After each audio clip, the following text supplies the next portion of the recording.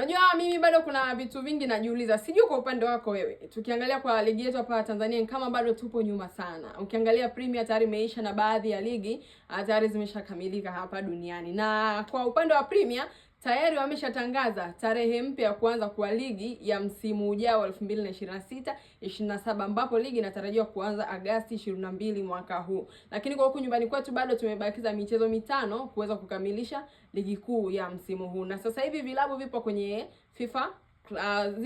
FIFA break.